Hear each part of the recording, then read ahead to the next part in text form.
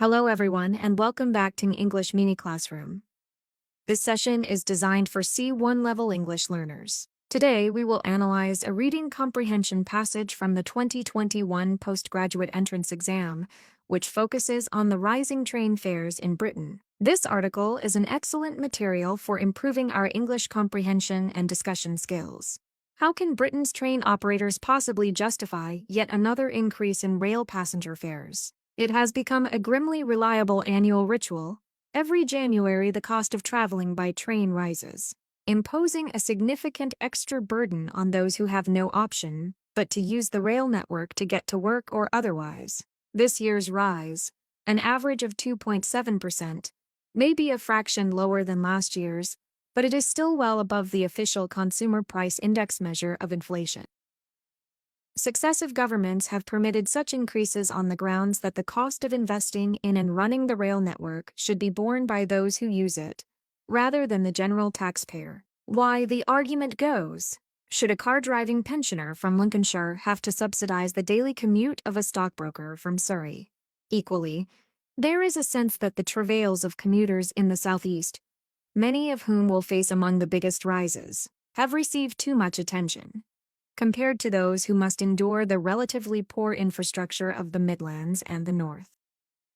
However, over the past 12 months, those commuters have also experienced some of the worst rail strikes in years. It is all very well for train operators to trumpet the improvements they are making to the network, but passengers should be able to expect a basic level of service for the substantial sums they are now paying to travel. The responsibility for the latest wave of strikes rests on the unions. However, there is a strong case that those who have been worst affected by industrial action should receive compensation for the disruption they have suffered. The government has pledged to change the law to introduce a minimum service requirement so that, even when strikes occur, services can continue to operate. This should form part of a wider package of measures to address the long-running problems on Britain's railways. Yes, more investment is needed, but passengers will not be willing to pay more indefinitely if they must also endure cramped, unreliable services, interrupted by regular chaos when timetables are changed or planned maintenance is managed incompetently. The threat of nationalization may have been seen off for now, but it will return with a vengeance if the justified anger of passengers is not addressed in short order.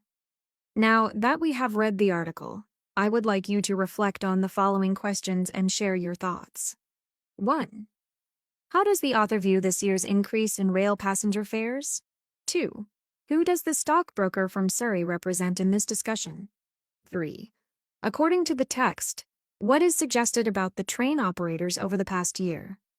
4. What consequences might the railways face if they fail to alleviate passenger frustrations? 5. Can you suggest a suitable title for this text that captures its main theme? Please leave your answers in the comments below, and let's see how well you understand the complexities of this exam section. Remember, engaging in discussions about real exam questions is a great way to improve your language skills. Thank you for watching English Mini Classroom. See you next time.